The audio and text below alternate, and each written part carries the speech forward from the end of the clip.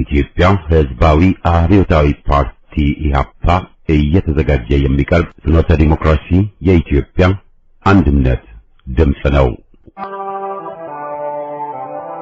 ጤና ይስጥልኝ አድማጮቻችን። ዛሬ ረቡዕ የካቲት 19 ቀን 2017 ዓ.ም ነው። የደምቢ ዶሎ ዩኒቨርሲቲ ተማሪዎች የነበሩትና በአክራሪ የኦሮሞ አሸባሪዎች የታገቱት ተማሪዎች ጉዳይ እስካሁን እልባትን አላገኘም። ብዙዎቹ ልጃገረዶች የሆኑት እነዚህ የአማራ ወጣቶች ከታገቱ ረቡዕ መጋቢት 17 ቀን 2008 ቀናት አለፋቸው። የወጣቶቹ ሰቆቃ ያብቃ እንበል። እስከ መቼ ድረስ በዚህ ይዘለቃል? ኧረ በዚህ ቁም፣ ያለፈው ይበቃል። ከፍኖተ ዴሞክራሲ ዝግጅት ክፍል የቀረቡ የተለያዩ ወቅታዊ ሀተታዎችን አሰምተን የዝግጅታችን ፍጻሜ ይሆናል። በቅድሚያ አጭር ዜና። ዘመቻ አንድነት በጎንደር 7ኛ ቀን አስቆጠረ። በሁሉም የአማራ ግዛቶች ከታወጀ 7 ቀኑን ባስቆጠረው ዘመቻ አንድነት በጎንደር ግንባር ግለቱን ጠብቆ በድል እንደቀጠለ ነው። በማዕከላዊ ጎንደር ቀጠና በወገራ ወረዳ የጎንደር የበጋሻው ክፍለ ጦር አጥናፉ ብርጌድና ይታየው ብርጌድ የገድብዬ ከተማን እና ወርቀ ደሞ ከተማ የሰፈረው የአገዛዝ ጦር ላይ ጥቃት በማድረስ ከተሞችን ተቆጣጥረው ሲሆን ከጎንደር ደባርቅ ዋና መስመር ጥላት እንዳይንቀሳቀስ መቁረጥ ችለዋል። አሁንም ከተሞችና መስመሩ በፋኖ ቁጥጥር ስር የሚገኝ ሲሆን በዚህ ወገራ ግንባር ጥላት 21 ሙት 14 ቁስለኛ ሆኗል። መቶ አለቃ ዋሴ የተባለው የጥላት አመራርም ተደምስሷል።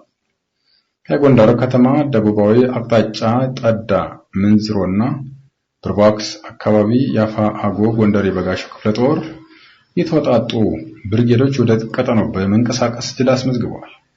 በዚሁ ግንባር ምንዝሮ የተባለ ቦታ መንገደኞችን ፋኖ በመምሰል ሲዘርፉ እጅ ከፈንጅ የተደረሰባቸው ዘራፊዎች ላይ ለተወሰደ የማያዳግም እርምጃ 2 ዘራፊዎች ተደምስሰዋል። በምዕራብ ጎንደር ቀጠና በምዕራብ በለሳይ ጎንደር የበጋሻው ክፍለ ጦር ልዩ ስሙ ሮቢትና አስዋጋሪ እና አካባቢው በተከታታይ 2 ቀናት ጥላትን የተዋጉ ሲሆን 7 የተደመሰሰ 3 የቆሰለ ሆኖ ወደ ኋላ ሸሽቷል።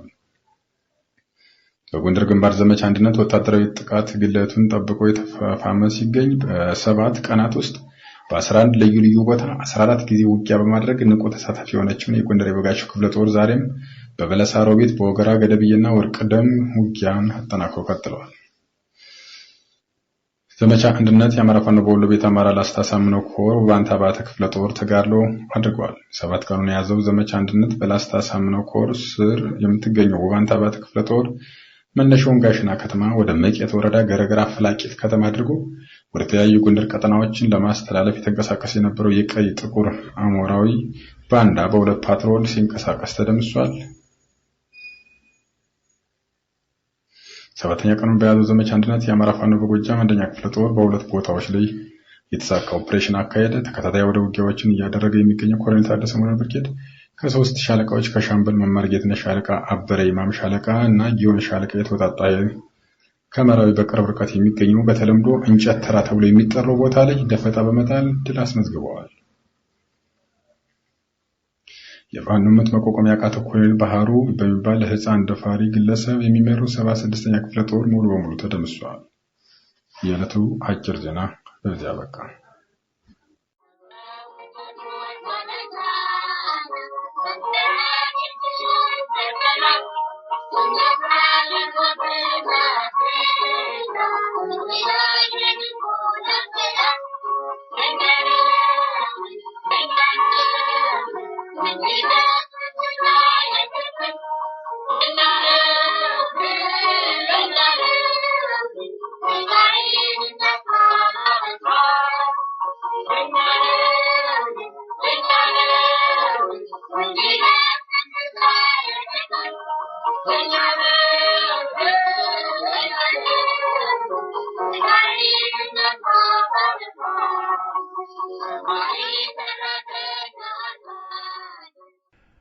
መሬት ሲያረጅ መጃ በቅላል።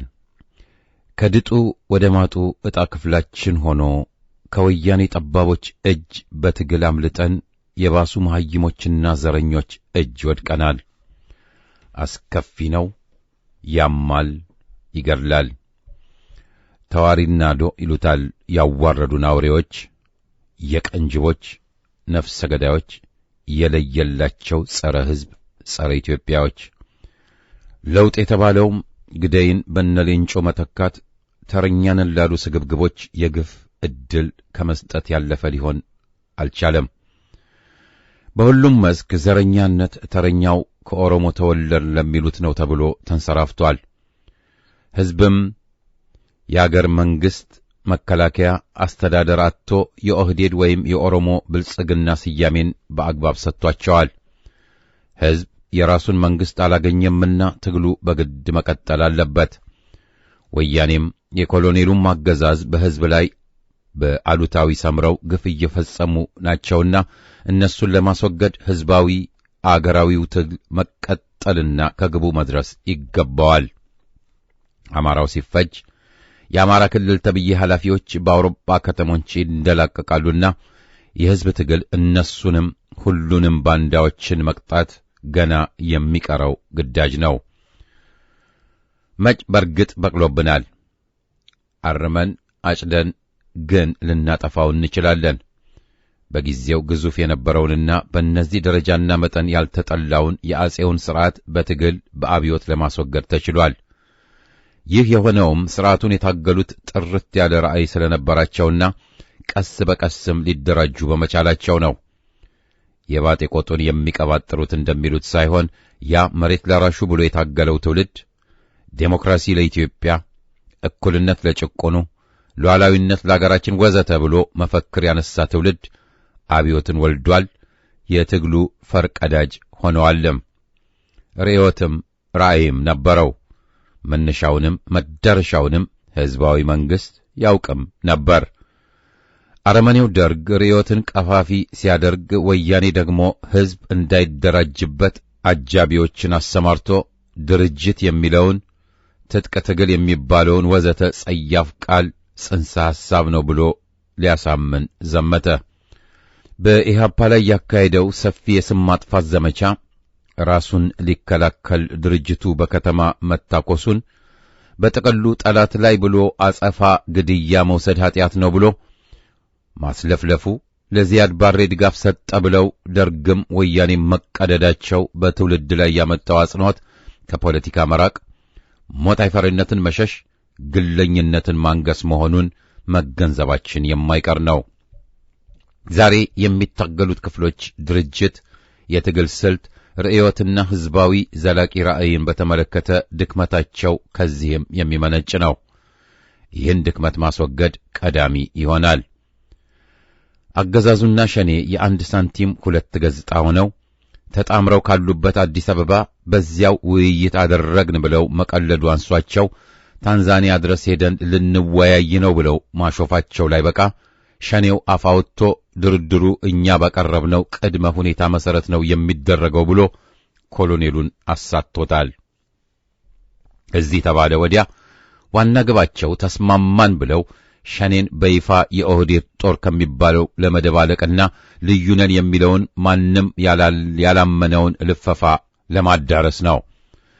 እውን አንድ ባይሆኑና ባይሰምሩ ስንት ሺህ ጦር አለኝ ባዩ ኮሎኔል በአንድ ተራ ኃይል ሊወድም የሚችለውን ሸኔ ከዚህ አያደርሰውም ነበር። ሽብርተኛውን ለድርድር ጋበዝኩ ባላለም ነበር። የወያኔን የፈላጭ ቆራጭ ጠባብነት ታግለን የኦሮሞ ጠባቦች ጫማ ስር ልንወድቅ ደም አልገበርንምና አገዛዙን የምንቀበል አይደለንም። የኦሮሞ ጠባብ ምሁሮች ሆኑ የቄሮ መንጋዎች ስልጣን በተራዋ በእጃችን ገብታለችና የመጣ ቢመጣ አንለቃትም ብለው አገር አጥፊ ቀይ መስመርን መያዛቸው ለሕዝብም ለአገርም ጠንቅ መሆኑን ተረድተው ቢተውት የተሻለ መሆኑን በጊዜ ቢገነዘቡ ይመረጣል። አማራን እንደ ሕዝብ ረግጦ መግዛትም ማጥፋትም አይቻልም። ባፋቸው ልክ ቢጎርሱ ይመረጣል። አፋርንም ሌላውንም ኢትዮጵያዊ እንዲሁ። ኮሎኔሉና ያበዱ ካራቢኔሪዎቹ አላቅማቸው ነው አገር ወዳዱን ሕዝብ አውድመን ኢትዮጵያን እናጠፋለን ብለው የተነሱት። በጎንደር፣ ሰሜን ሸዋ፣ ጎጃም ወዘተ እየደረሰባቸው ካለው ቅምሻ ጉዳትና መንኮታኮት በጊዜው ቢማሩ የተሻለም በሆነ ነበር። ፋኖና አገር ወዳድ ኃይሉን በሁሉም መስክ እናጠናክር። በየካቲት አብዮት የተከሰተው ትግላችን መፈክሮቹን ይዞ ወደ ግብ በትግል ይጓዝ። ትጥቅ መፍታት እንዳይታሰብም እንላለን። በያዝነው አቋምና መርሆዎች ዙሪያ በጽኑ ኢትዮጵያዊነት መንፈስና አገር ፍቅር በዴሞክራሲ ጥማትና በሕዝባዊነት በጋራ ከህብረ ብሔር ድርጅቶች ጋር ኅብረት መስርተን ለመታገል ዝግጁ ነንና ጥሪያችንን ስሙ፣ አድምጡ፣ ከጎናችንና ከኢትዮጵያ ጎንም ተሰለፉ እንላለን። ተረኛ ሆኖ መብቱን ሊያስከብር ጨቋኝን ሊሽር የተሰለፈው ኢትዮጵያዊው ብቻ ነው። ዘረኛው አገዛዝ በትግላችን ይውደም። ድል ለኢትዮጵያ ሕዝብ!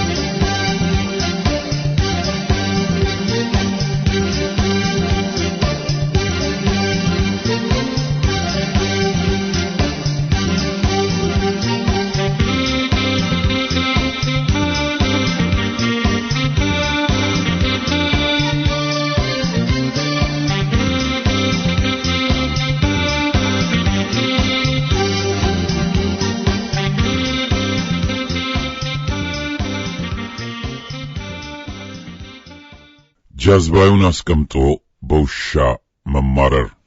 ከአእምረ ልሳን ዘነበ በቀለ። ውሻ ፈርዶበት ከጌታው መለየት ሞት መስሎ ይታየዋል። ስለሆነም ጃዝባዮች የግቢያቸው ቅጥር ግቢ ተከብሮ እንዲቆይ ውሻ ማሳደግ ይወዳሉ። የጎረቤትን እጅ ያልቀመሰ ቡችላ ከጌታው ሌላ ቸር ያለ ባይመስለው አይፈረድበትም። በዚህ አይነት ያደገ ውሻ ከለመደው ማላቀቅ የሚቻለው የአንገቱን ሰንሰለት አውልቆ በመጣል ብቻ ነው። ይፈተሽ ፈታሹ እንዳለችው ገጣሚዋ መፈተሽ ያለበት ውሻ አርቢው እንጂ ውሻው መሆን አይገባውም። ለግቢ ጥበቃ ብቻ ሳይሆን ለአራጅም አሳልፎ የሚሰጠው ጨካኝ ጌታ መሆኑን ሲረዳው የሰላ ጥርሶቹን ለሌላ ጥበቃ ሳይሆን ለራሱ ነጻነት ያውለዋል። ያን ጊዜ ነው ሰው ወዳጅ መሆኑ የሚገለጸው። ያን ጊዜ ነው ውሻውና ጌታው በምግባራቸው የተለያዩ መሆናቸው የሚታወቀው። የውሻም ሰው አለ፣ የሰውም ውሻ አለ የሚያስብለው ተረት የሚለየው ያን ጊዜ ነው። አስቀድሞ ጃዝባዩን ማጥቃት ሲቻል ነካሽም አስነካሽም ይጠፋል። የኢትዮጵያ ሕዝብ ትግል ተለይቶ የሚታወቅ ነው። የሕዝብ ጠላት ራሱን ሕዝቡን ከለላ አድርጎ ድብብቆሽ የሚጫወትበትን ሜዳ ማጠር አንዱና ዋናው ነው። የኢትዮጵያ ሕዝብ ትግል ተጀመረ እንጂ አላበቃም። ስለዚህም በዕለታዊ ዜና ቀልብ የሚገዙበትም የሚለወጡበትም አይሆንም። የኢትዮጵያ ሕዝብ መከበሪያ አርማው ኢትዮጵያዊ ስምና አረንጓዴ፣ ቢጫ፣ ቀይ ሰንደቅ ዓላማው መሆኑን ጠንቅቆ ያውቀዋል። እውነትን የማይፈራ ደፋር ሐቀኛ ሰው ሕዝብ ይበል ሕዝብ ይናገር ሲባል አይደነግጥም። ሕዝብን በማፈንና በገንዘብ በመደለል እንዳይናገር ማድረግ የትም እንደማያደርስ መረዳት ያስፈልጋል። ከአማራው ክልል የበለጠ የመጋዣዎች ስብስብ የለም። የኦሮሞ ማህበረሰብ እንደማንኛውም የሕዝብ ክፍል በባህሉ የሚተሳሰር በኢትዮጵያዊነቱ የሚኮራ ነው። ሕዝባዊ ስብስብ በአንድ አስተሳሰብ ይቀረጻል ብሎ ማሰብ የፍጥረትን ጠቅላላ ተፈጥሯዊ ሕግ አለመረዳት ነው። በስመ ኦሮሞ ሁሉም አንድ አይነት ባህል የላቸውም። ቢኖራቸውም ራሳቸው ካበለጸጉት ውጭ ከሌላው የወሰዱት እንዳለ ይገነዘባሉ።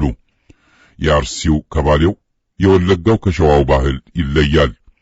የሐረሩ ከወለጋው ኦሮሞ ይልቅ ለሸዋው ለአደሬው ለሶማሌው ይቀርባል።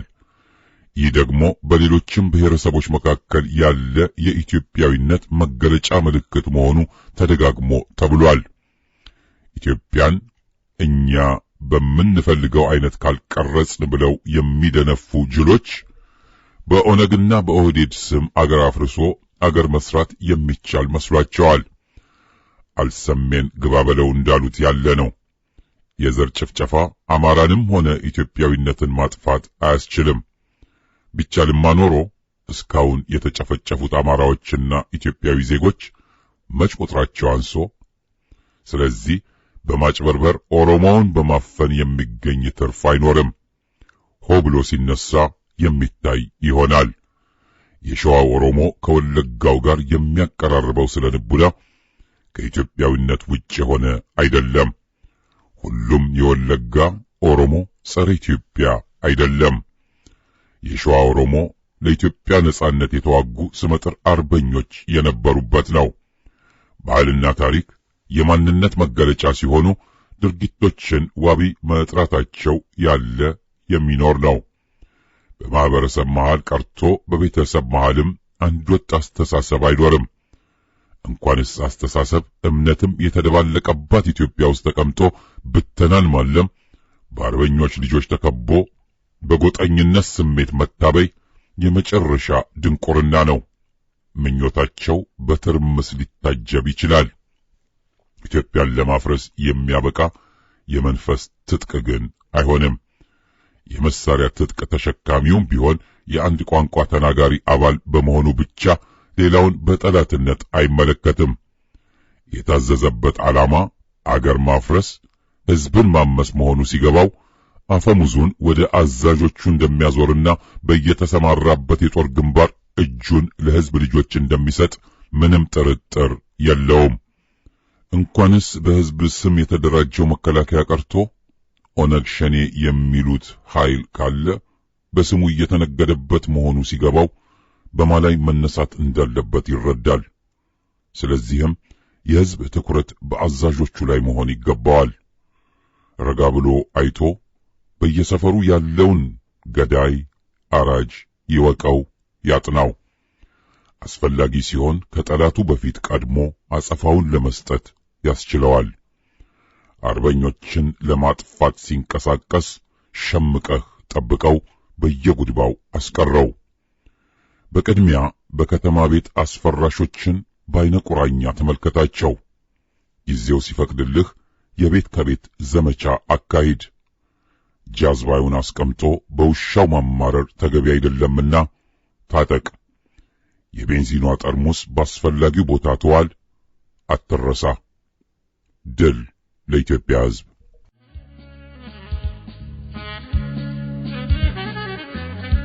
ረሃብ ስንት ቀን ይፈጃል? ከሎሬት ጸጋዬ ገብረመድህን።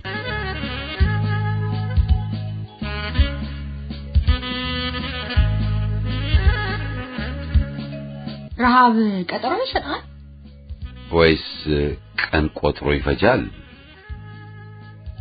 የሆድ ነገር ሆድ ይቆርጣል ይባላል፣ ድሮ ይባላል፣ ይዘለዝላል ይከትፋል። ብቻ እስከሚጨርስ ድረስ ሆድ ለሆድ ጊዜ ይሰጣል። ወተት አንጀት ነጥፎ ሲላ፣ ሆድ ዕቃ ደርቆ ሆድ ሲራብ፣ ተሟጦ አንጀት ባንጀት ሲሳብ። የጣር ቀጠሮ ስንት ነው ለሰው ልጅ ሰው ለምንለው? ላይችል ሰጥቶት ለሚያስችለው ስንት ቀን ነው ስንት ሌት ነው? የማዕዱ ወዝ ሳታጥጥ አድባሩ አብዳ ሳትፈረጥጥ፣ ጥንብ ሳይተርፋት ሜዳ አይጥ የቤት ድመት ሳታማምጥ፣ በእመቤቷ አስከሬን ብካይ እሷም ዋይ አንጀቷም ዋይ ዋይ፣ ውሻውም በጌታው ስጋ ላይ ቸነፈር በጣለው ሲሳይ። አይ ስንት ቀን ትሆን የራባዋይ? እስቲ እናንተ ተናገሩ ተረባችሁ የምታውቁ፣ ከቸነፈር አምልጣችሁ ተርፋችሁ እንደው ሳታልቁ፣ ትንፋሽ ቀርቷችሁ እንደሆን ያስችላችሁ እንደው ጥቂት። ቀጠሮ ይሰጣል እልቂት ስንት መዓልት ስንት ሌሊት። ጥንባንሳው ሳይወርድ በፊት ሳይሞጀረጣችሁ ጥፍሩ በጣረ ሞጣ ከናፋቱ አንዣቦ በመቅሰፍት እግሩ አንደበት ተርፏችሁ እንዳው ሳትነግሩን ከምትቀሩ ካስቻላችሁ ተናገሩ። ቆሽት ሲቃው ሳያጣጥር ሰቀቀኑን ሳያጋገል እስትንፋስ ስለምን ሳትል ቀጠሮ ይሰጣል ረሃብ ለስንት ቀን ለስንት ያህል ስንት ሰዓት ነው የራብ አቅሙ? ለኔ ቢጤውማ ትርጉሙ የሁለት ፊደል ድምጽ ነው ራብ የሚሉት ከነስሙ እንጂ የኔ ቢጤውማ የታውቆት ጠባዩንማ ብቻ ሲነገር ይሰማል ይህንን ሁለት ፊደል ቃል። ቃሉማ ያው በዘልማድ ይነገራል ይለፈፋል ይተረካል ይዘከራል ይደጋገማል ይተቻል እንጂ እንኳን ጠባዩንና የራብ እድሜውን ያውቃል። እና የምታውቁ ነገሩን እውነት ራብ ስንት ቀን ይፈጃል? በጣራ ፋፍ ላይ ያለህ ሰው ራብ እንዴት ነው የሚያዛልቅ? ለስንት ቀን ይሰጣል አንደበትክን ሳይሸመቅቅ ሸረሪት በልሳንህ ላይ የድር ትብትቡን ሳይሰራ ቁራና ቀበሮ በቀን ከቀየህ ድባብ ሳይደራ ጥንባንሳ ሊጭር ሳይመጣ ቅንቦርስ ከጎጆ ሆጣራ እንደ ፍካሬ ኢየሱስ ቃል በጣር መጽሐፍን ሳጠራ አንደበት ሳለህ ተናገር የምታውቅ የራብን ነገር። አስከሬንህ ከየተሻው ተርፎ እንደው ሳይቀረቀር ስንት ደቂቃ ስንት ፋታ ቀጠሮ ስንት ትንፋሽ ነበር ቆሽታሮ ሳይፈረፈር ትናጋህ በድርቀት ንዳድ ጉሮሮ ሳይሰነጠር የሆድ ነገር ስንት ያቆያል ቀጠሮ ይሰጣል እልቂት ስንት መዓልት ስንት ሌሊት ስንት ሰዓት ነው ሰቆቃው ስንት ደቂቃ ነው ጭንቁ? እስቲ እናንተ ተናገሩ ተረባችሁ የምታውቁ ስንት ያቆያል ስንት ያዘልቃል እውነት ራብ ስንት ቀን ይፈጃል? ስንት ያቆያል ስንት ያዘልቃል እውነት ራብ ስንት ቀን ይፈጃል?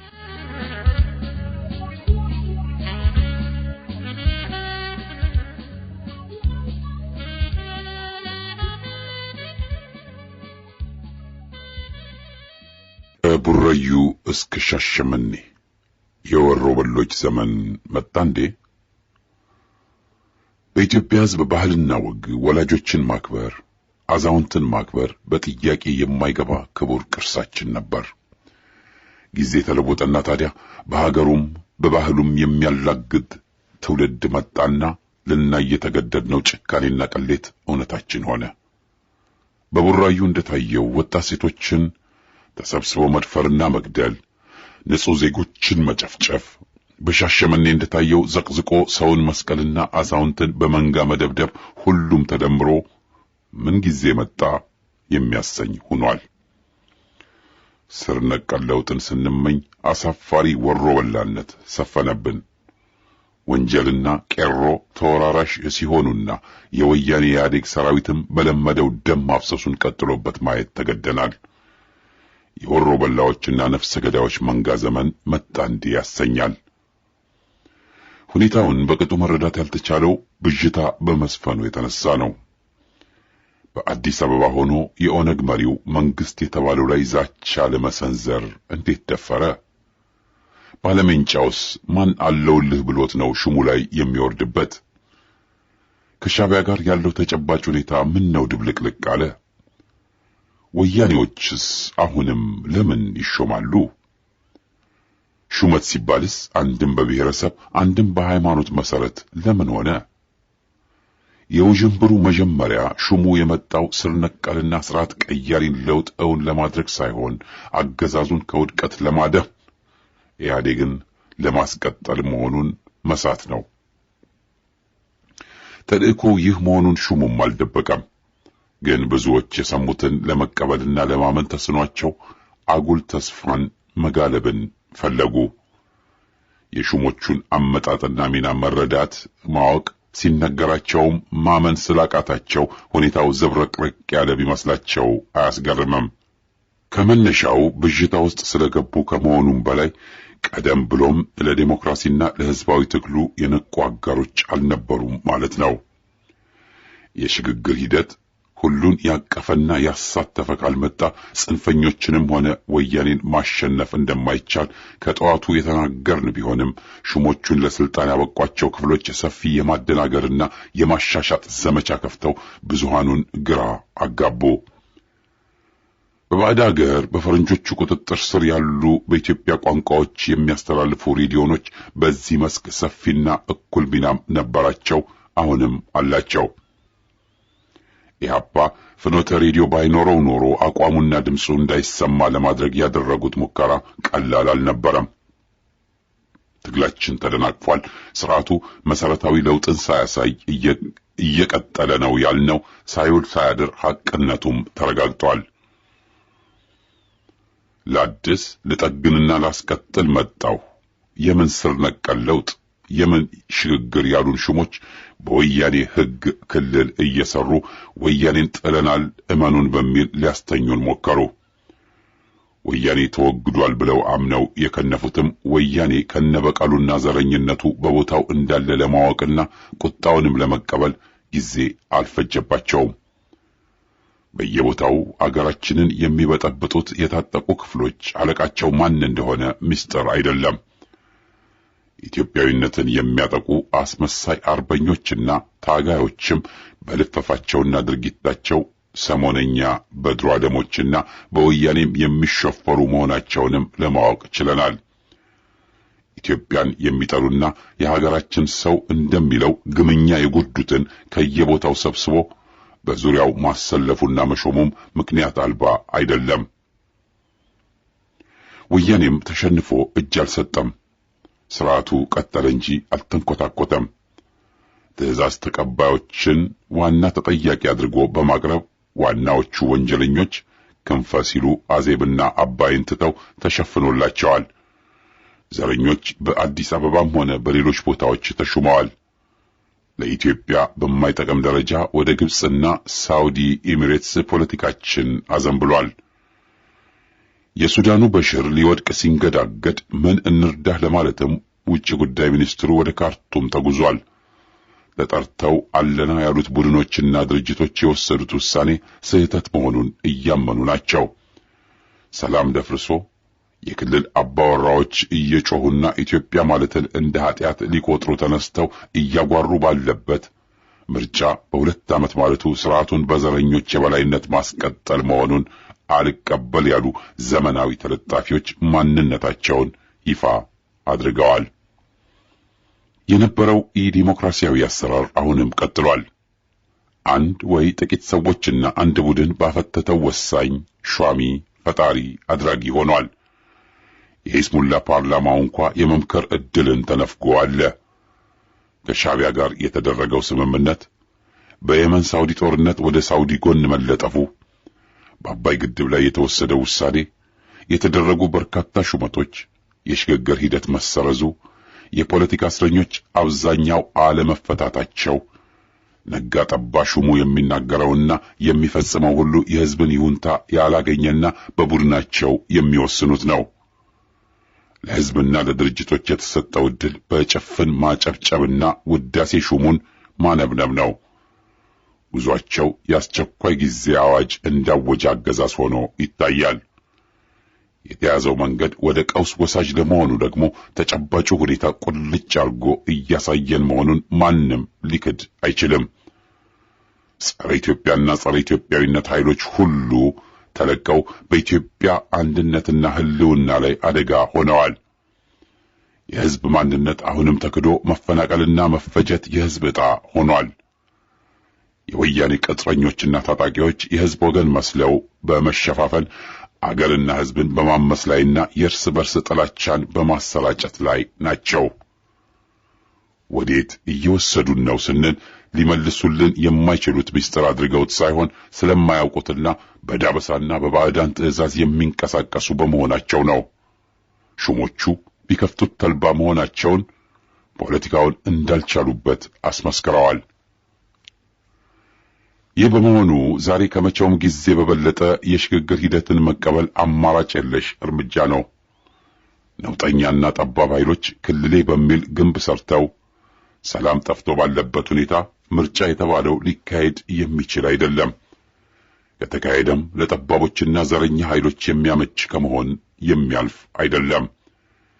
ኢትዮጵያ የሚል ድርጅት በየክልሉ አትድረስ እየተባለ ባለበት ወቅት የሀገሪቷ ሀብት የአንድ ድርጅት ንብረት ሆኖ ባለበት፣ የታጠቀው ጦር ተጠሪነቱ ለአንድ ድርጅት ሆኖ ባለበት፣ ፖሊሱ ቢሮክራሲው በእነሱ ቁጥጥር ስር ባለበት፣ ሕገ አራዊት የተባለው የወያኔ ሕግ ባልተቀየረበት ምርጫ ቧልት ከመሆን በቀር ምንም ለውጥ መልእክት ሊኖረው አይችልም። 100% አሸነፍን ብለው መሳቂያ እንዳይሆኑ የተወሰኑትን ወንበሮች ተቃዋሚ ሳይሆን ተፎካካሪ ሳይሆን ታማኝ ለተባሉ ኃይሎች ቢለግሱም በመሰረቱና በአብላጫው አሸናፊው የኢህአዴጉ ኦዴፓ መሆኑ የሚያነጋግር አይደለም። ወያኔም በጉልበቱና በጦሩ ተጠብቆ ባለበትና እኩይ ተግባሩን በቀጠለበት ምርጫ ፋይዳ ቢስ ነው። የትግራይ ብቸኛ ተወካይ አድርጎ እሱኑ ከመሰየም ሌላ የትግራይን ሕዝብ አጋልጦ ለወያኔ ከመስጠት ሌላ ምንም ትርጉም አይኖረውም። የሕዝብን ትግል ከማደናቀፍና ሰው በላውን ስርዓት ጠጋግኖ ከማስቀጠል ሌላ ምንም ፋይዳ አይኖረውም። ይህን ይበልጥ ለመረዳት ምርጫ በሁለት ዓመት ውስጥ ካልተደረገ የሚሉትን ኃይሎች ማንነት ማጤን ብቻ ይበቃል። በሐቅ ለኢትዮጵያና ለሕዝቧ የሚቆሙ ኃይሎች የሽግግር ሂደትን ተቃውመው በኢህአዴግ ስር ምርጫ ሊደግፉ አይጠበቅም። የሽግግር ሂደት እውን ሆኖ በሁሉም ተሳትፎ ሀገር አድኑን ፈጣን እርምጃ መውሰድ ካልቻል ለግለሰቦች የስልጣን ጥም ሰለባ ሆነን ኢትዮጵያ አገራችንን በከፍተኛ ደረጃ የምንጎዳ ይሆናል። በዚህ ላይ ቅንጣትም ብዥታ ሊኖረን አይገባም። በእናት ሀገር ቀልድ አይፈቀድም።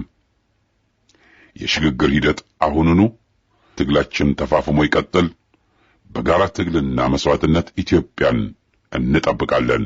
ቀድሞ ለፋሽስቶች ዛሬም ለቆጠኞች የነጻነት ዋጋ ድንበሩ እስከዚያ ነው። በዘመን አስመርቅ ግንባርክን አሳየው፣ ግንባርክን አሳየው፣ ግንባርክን አሳየው፣ ግንባርክን አሳየው፣ ግንባርክን አሳየው፣ ግንባርክን አሳየው፣ ግንባርክን አሳየው፣ ግንባርክን አሳየው፣ ግንባርክን አሳየው።